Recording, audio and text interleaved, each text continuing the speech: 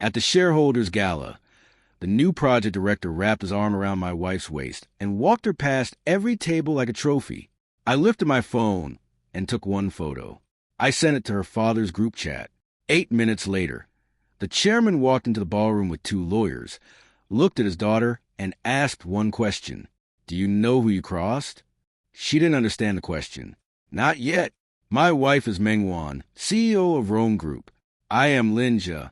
On paper, I am her husband and, technically, a senior technical advisor whose name barely appears on an org chart.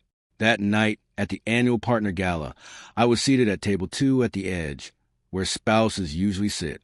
He was seated beside her. Jiang Chao, 31, sharp suit, sharper smile, the kind of man who remembers everyone's drink order and nobody's boundaries. He had his hand at the small of her back as they moved from table to table, raising a glass at each one, laughing at jokes that weren't funny. He timed it well. He made sure every hand movement happened in full view, never rushed, never subtle. A performance, not an accident.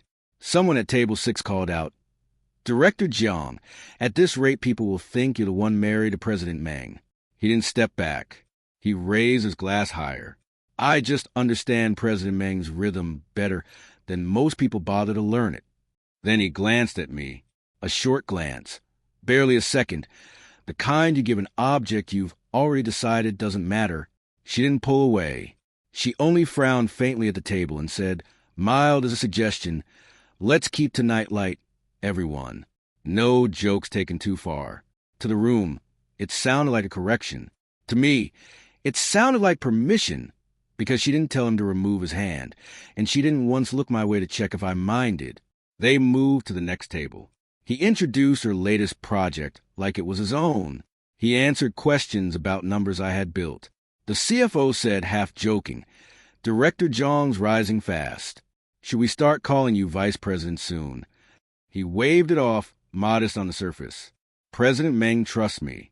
I just try not to let her down. As for people who take up a seat without doing the work, it's about time they made room. The room went quiet for a second. A few eyes drifted toward me. I didn't answer him. I opened the family group chat instead. It's called Meng Family Table. 6 members. Her father, her mother, her uncle, her cousin, me, and her. I sent the photo. Then one line under it. Dad, how long am I supposed to wait tonight? The chat went silent for 3 seconds. Then her father sent a voice message. I didn't open it. He called instead. Which floor was all he said. 3rd floor ballroom, Jinga Hotel. He paused. 2 seconds. 10 minutes. I hung up. By then, Jiang Chao had steered her back to my table, his hand still at her waist. He saw me set my phone down, and his smile widened. Brother Lin, why sitting alone? Everyone's enjoying themselves. President Meng's under a lot of pressure lately. I'm just taking a few toasts off her hands. You don't mind, do you? He called me brother. His hand stayed on my wife. She finally looked at me. No guilt in her eyes. Just impatience. Zhe. He's helping me network. Don't make a scene. 3 years of marriage. And she rarely called me husband in front of anyone. At the office, I was Advisor Lin. Outside, I was Lin Jia, only when she needed me at midnight fixing a broken clause, or softening her voice on phone to say, help me out, just this once. I set my glass down. Am I making a scene? He chuckled. Good. I was worried you'd misread the situation. President Meng trusts me the most these days. Some things might be hard for you to accept right away.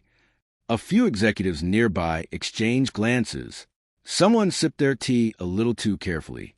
Her face darkened. Jiang Chao, watch your tone.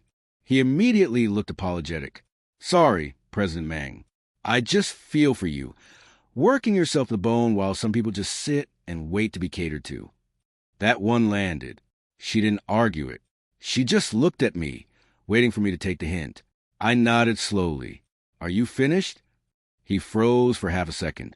I stood, picked up my jacket. If you're finished, take your hand off her. The ballroom went still. His smile stiffened. Then he leaned in a little, feigning concern. Brother Lin, with everyone watching, let's not embarrass President Meng. She lowered her voice too. Sure, this is a celebration. You just closed a Shia deal. Don't cause trouble. Don't cause trouble.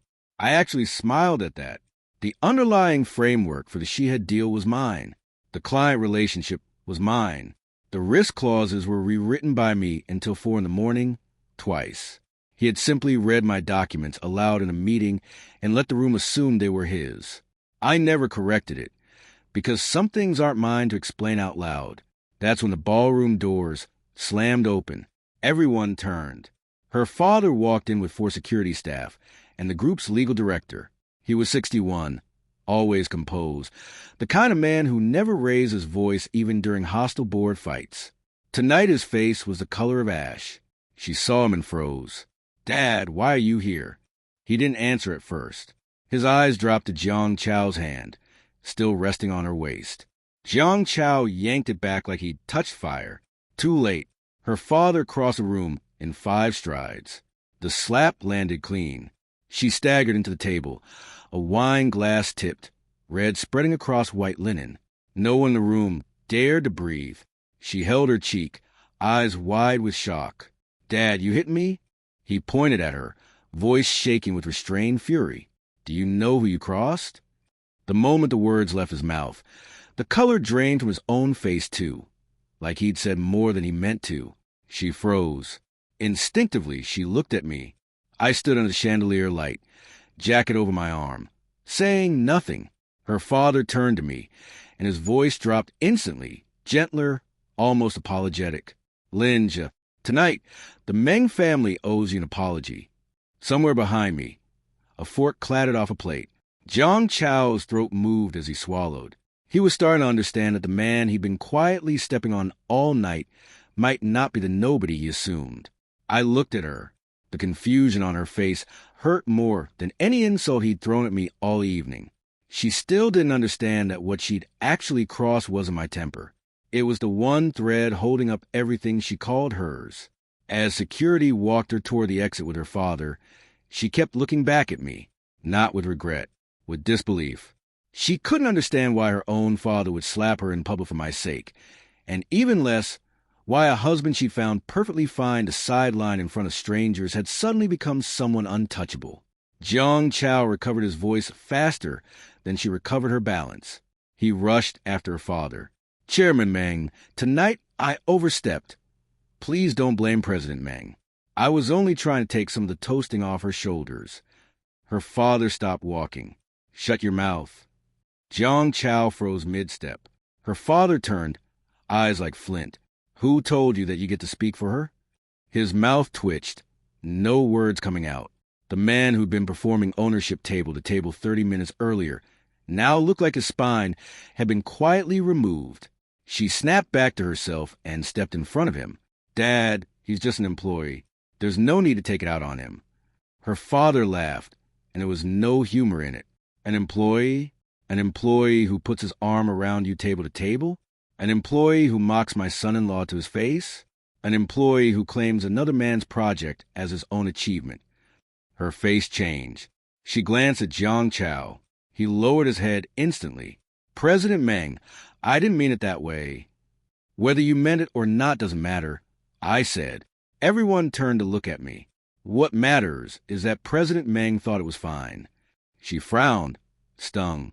Do you have to talk like this now? Yes, I said. She flinched at how simply I said it. For 3 years, I'd rarely used that tone with her. Not when she canceled our anniversary for a client dinner. Not when she gave Jiang Chao the office next to hers. Not when my work quietly became his resume. I never embarrassed her in public. Not once. She was so used to my silence that she assumed it was permanent. She took a breath, lowering her voice. He was out of line tonight. But with the whole company watching, you let Dad make a scene like this. How am I supposed to manage the team after this? I looked at her. When he had his hand on your waist, toasting table to table, did you ever once think about how I'd face this company tomorrow? Her eyes flickered. Jiang Chao cut in fast. Brother Lin, it's really not what you think. President Meng and I are purely professional. If it makes you uncomfortable, I'll keep my distance from now on. I didn't look at him. What you need to keep isn't distance. It's your place. His face went pale. Her patience snapped. Enough. I'll deal with tonight. But don't blow this out of proportion. He's actually helped me a great deal lately. The Shia deal, the Beihai financing, the Southern supply chain. He was involved in all of it. You can't erase his work over personal feelings. Her father's face darkened further at that sentence. I only smiled. Fine, I said. She froze. What do you mean, fine? Since he's been so useful, I said, starting tomorrow, I'll stop touching the Shia project. I'll stop handling the Beihai financing. I'll stop coordinating the Southern supply chain. Let Director Jiang keep helping. Her brow furrowed. What are you talking about? Exactly what I said. I handed the tablet I always carried to the legal director beside me. From tonight, I'll only do what's inside my actual job title. Every system, every guarantee, every client relationship I maintain personally. The free assistant stops now. She panicked for the first time that night. The company isn't a place for you to throw a tantrum. I'm not throwing a tantrum, I said. I'm handing over. Those two words landed in her hand, reaching for the tablet, froze in the air. Jiang Chao saw an opening and jumped at it. Brother Lin, isn't this a little irresponsible? President Meng just got slapped by her own father in front of everyone, and now you're holding the company hostage. With one sentence, he'd repositioned himself as her defender. It worked. She turned to me, eyes cold again. If you're really upset, we'll talk at home. Don't drag the company into this. I didn't explain further. She still thought I was dragging in the company. She had no idea that every stable step Rome Group had taken over the past 3 years had my name buried at the foundation of it. Her father said quietly, "Go home. I'll handle the rest." I nodded and turned to leave. Behind me, Jiang Chao called out, almost too eagerly, "Brother Lin, I'll head to the tech department tomorrow to process the permission handover myself. Don't worry, I'll keep the project steady for President Meng." I paused for one step. Fine, as long as you can actually hold it. He didn't expect me to agree that fast. The next morning at 9, he really did walk into the tech center, holding a permission transfer form she'd signed, tone brisk. Starting today, I'm taking over the Yulan system for the Shia project. Vice President Lin has already agreed to the handover. The systems manager read the form, expression strange. Director Jiang, we can't transfer this. Jiang Chao frowned. President Meng signed it. The manager turned the screen toward him. Even President Meng's signature doesn't unlock this. His face darkened. What does that mean? The manager pointed at the ownership field. 2 words sat there, Linja, and the account type wasn't listed as employee. It read original authorizer. He stared at the screen, something shifting behind his eyes. At the same moment, my email pinged. Yulan system top-level permission transfer request. Denied. I read it, closed my laptop, and looked at the resignation handover checklist already sitting on my desk. Page 3. The real counterattack hadn't even started yet. By afternoon, she came to the tech center herself. The moment she walked in, every staff member stood up. She saw me organizing files in the corner, and her expression darkened immediately. Do you have to make this ugly? I looked up. The permissions. She slapped the application down on my desk. The Yulan system is Rome Group's operational backbone. He's leading the Shia project and needs top-level access. Are you deliberately sabotaging progress? I picked it up, glanced at it. Her signature. A blank slot for his sign-off. Nothing acknowledging my consent anywhere on the page. I set it back down. This isn't company property. Her brow twitched. What did you just say? I pulled up an authorization agreement from 3 years earlier. The Yulan system source code, core algorithms, and risk control modules are under my personal ownership. Rome Group holds usage rights, not disposal rights.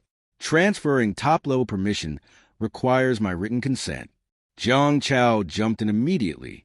Brother Lin, isn't that going a bit far? The system runs on Rome Group's infrastructure. The company pays your salary. How is it personally yours? I looked at him.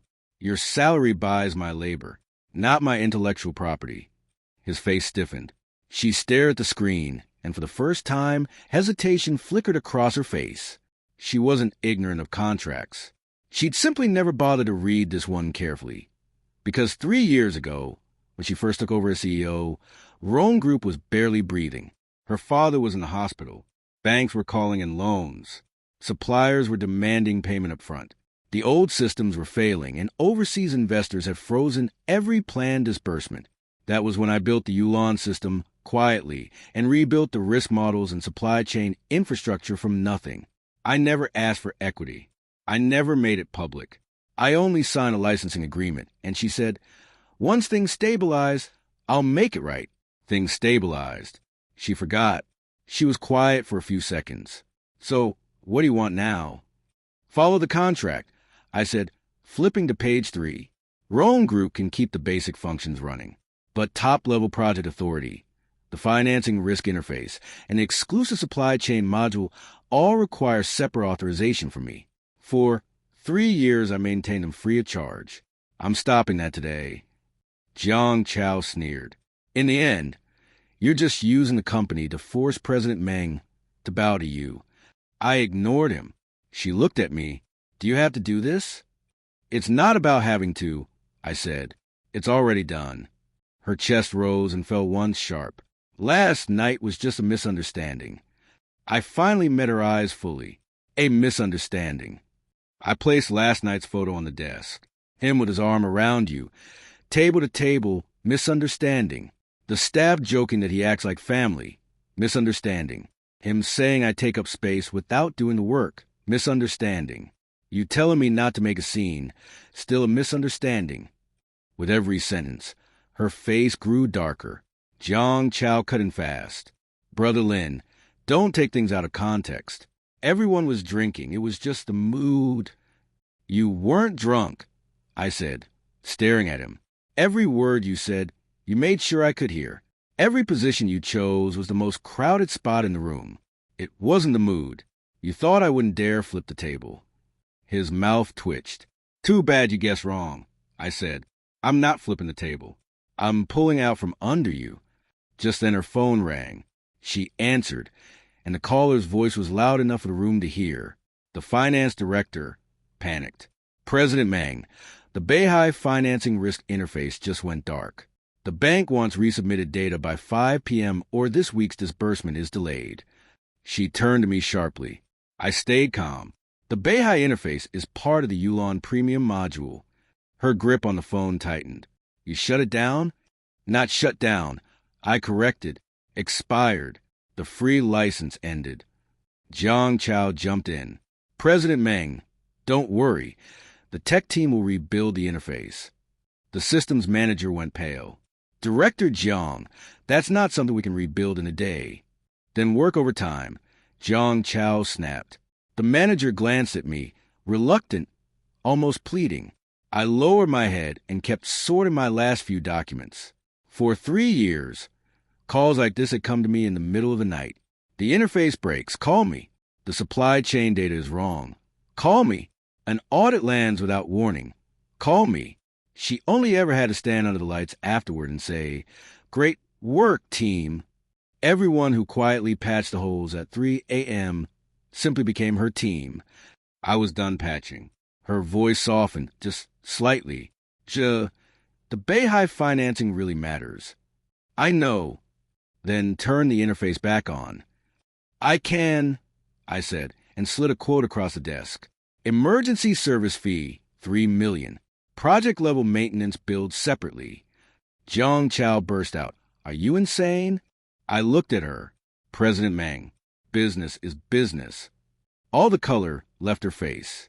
She finally understood I wasn't arguing as a husband anymore. I was formally billing Rome Group as a licenser. And she finally understood that a so-called takeover couldn't even open the first door. News of the Beihai delay didn't wait until morning. By 10 a.m., finance had run to her office 3 times. By 11, the bank's risk officer called personally, demanding a full model explanation and original legal documentation. Jiang Chao sat in the meeting room holding an old temple mine and lasted less than 5 minutes before questions cornered him. "Mr. Jiang, What you're giving us is just conclusions. We need the model's underlying weights, how supplier risk is scored, why certain orders are flag level 3. He flipped a page. Blank. Because the core algorithm had never been in the shared project files. Only I had it. She sat at the head of the table, her face darkening by the second. Jiang Chao, didn't you say you understood this? Sweat beaded on his forehead. President Meng, I'm familiar with execution. The technical layer was always handled by Vice President Lin. The bank officer said flatly, if Mr. Lin isn't involved, we'll need to reassess Rome Group's risk capability entirely. The room went silent. She looked at me. I sat at the far end with nothing but a notebook. Explain it. I'm just attending today. I said, I'm telling you to explain. President Meng, I said evenly, model explanation falls under Yolande's paid services. Rome Group hasn't purchased that service. Jiang Chao slammed the table. Linja, this is a company crisis and you're haggling over money? I looked at him. Aren't you the one in charge now? He had no answer. The bank officer packed up his files. President Meng, let's end today's meeting. Once your company confirms the authorized party, we'll reconvene. The second he left, she exploded. What exactly do you want? Stop offering unauthorized free services. I said, you're my husband. Last night at the gala, you didn't seem to remember that. She had nothing to say to that. Jiang Chao stepped in again. President Meng, he's doing this on purpose. He knows the company can't run without the system, and he's using it as leverage. Keeping someone like him around is a liability. I closed my notebook. Then fire me. The room went dead quiet. A flicker of satisfaction crossed his eyes before he suppressed it. She didn't answer right away. She knew exactly how complicated things would get the moment I actually left. But she wasn't going to back down in front of him either. Don't think I wouldn't dare, she said coldly. I'll wait for the notice, I said, and walked out. That afternoon, the supply chain hit another wall. Bayer Group's long-term framework agreement was suddenly put on hold. Their contact's reply was one line. Without Mr. Lin present, we can't confirm Rome Group's ability to fulfill the contract. She read it and shattered a teacup against the wall. At 7 that evening, she called me herself for the first time. I was at home, boxing up my study, a house her mother had arranged after our marriage, though almost nothing in it was truly mine. A few books, a laptop, some contracts, a wedding ring. Come back, she said. We need to talk. I'm at home. She paused. I mean the company. Work hours are over. She caught her breath. In 3 years, she'd never once had to wonder whether I was off the clock. She only had to call and I'd come, even at 2 in the morning, even mid-business trip. Her voice dropped. The company is in real trouble right now. I know. Then why aren't you coming? I placed the last book in the box. President Meng, for serious company matters, please go through the official process. The line went quiet, then cold. Are you forcing my hand? I looked at the wedding ring on the table. Plain, simple. She'd said a secret marriage shouldn't look flashy, so we kept it small. I didn't mind, back then. Now I understood that things kept small at the start usually stay small forever. 1, I'm not forcing you. I said, I'm just finally done cleaning up your messes. She hung up. 30 minutes later, a legal notice arrived from the company. Harsh wording, accusing me of stalling handovers and endangering major projects, demanding a full transfer of all permissions within 24 hours. Signed by Rome Group's legal department. CC'd to her. I forwarded it to her father. He replied with 5 words. Proceed with the plan. I opened a folder on my laptop and dropped 3 files inside. The Yulon authorization agreement, the guaranteed termination notice, and an audit trail of Jiang Chao's misconduct, quietly compiled over months. I named the folder simply Settlement. The next morning, she called an emergency executive meeting. When I arrived, the room was full. Jiang Chao sat to her right, my old seat, laptop open, a thick stack of documents in front of him. He looked up and smiled. Vice President Lin finally decided to show up. I didn't answer. She looked exhausted, sleepless, but her tone stayed hard. Sit. I took the seat at the end. He turned on the projector. An incident summary filled the screen. Beehive financing delayed. Beehive contract suspended. Financial interface anomalies. Shia project data missing. The last line named the responsible party. Linja. He stood, voice heavy with false gravity. Everyone. On the surface, this looks like a systems handover issue. But the root cause is Vice President Lin's refusal to cooperate with the transition. He clicked forward. These are email records I compiled last night, proving I repeatedly requested access and was stonewalled. I scanned the timestamps. 1 a.m., 3 a.m., 4:30 a.m. Sent after I'd already logged off, marked urgent within 10 minutes if unanswered. A cheap tactic, but effective on people who didn't know the details. She finished reading, jaw tight. Do you have anything to say? Do you want an explanation? I asked. Or a result? What does that mean? I set a document on the table. My resignation handover checklist. Everything within my actual job description is organized here. Personal authorizations outside my role aren't part of the handover. Jiang Chao pounced. There, he admits it.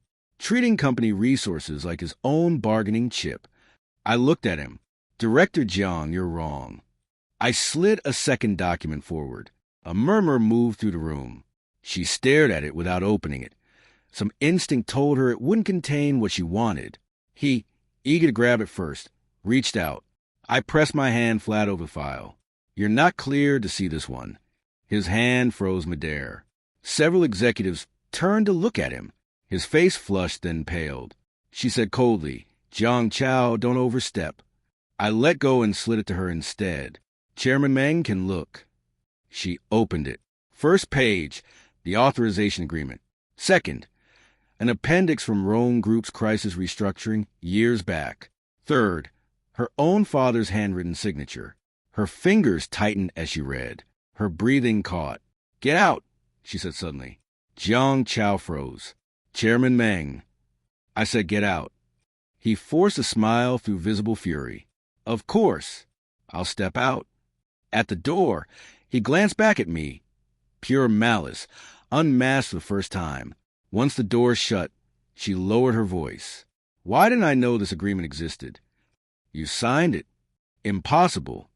I flipped to the last page. Her own signature sat at the bottom. 3 years ago, overwhelmed and desperate, she'd asked me only one question before signing. Will you always help me? I'd said yes. She remembered the promise. She'd never actually read the document underneath it.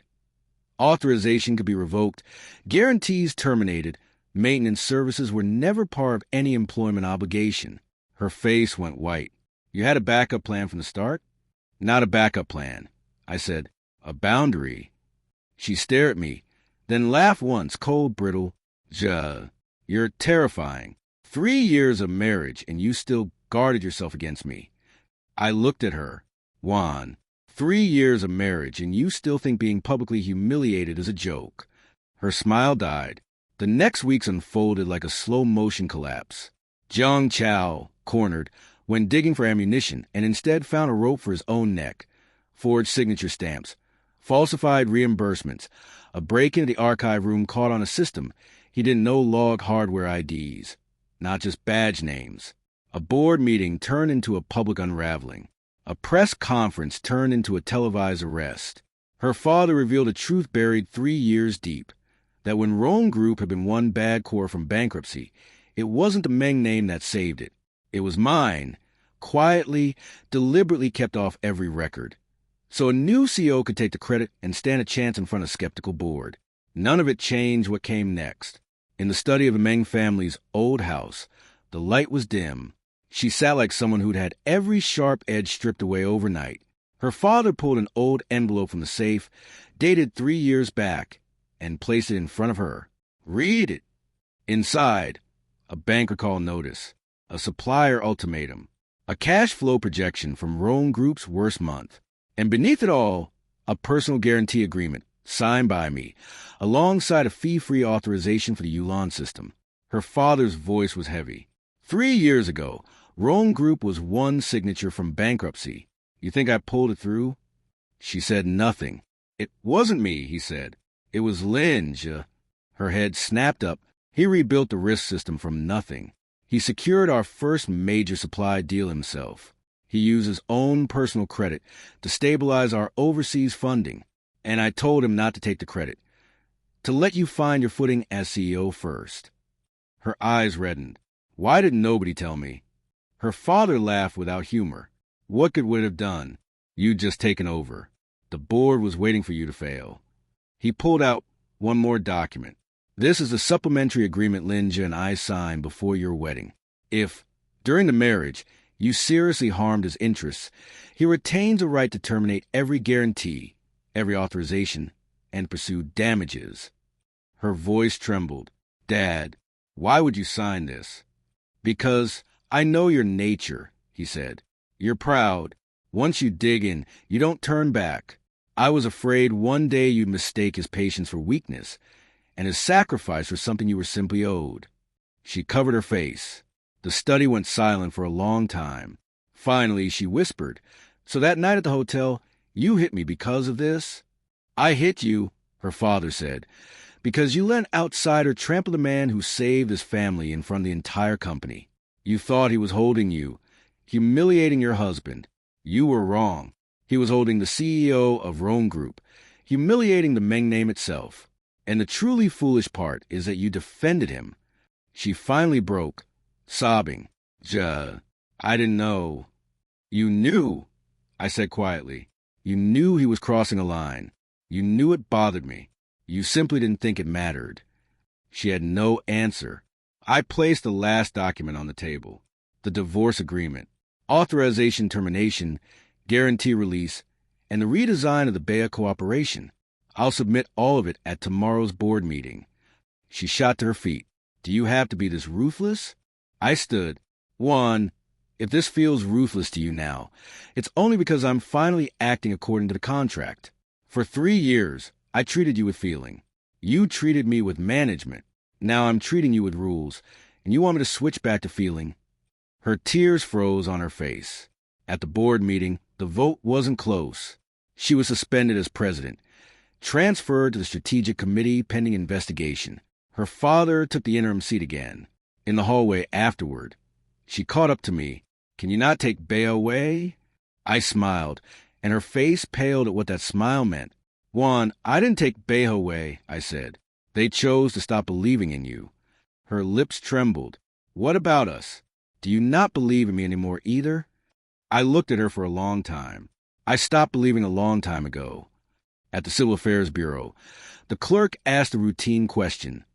Was this voluntary on both sides? She held the pen without lowering it. She said softly. If I say I regret it now, is it too late? It's not too late for paperwork, I said. It's too late for feelings. The light in her eyes went out. She signed.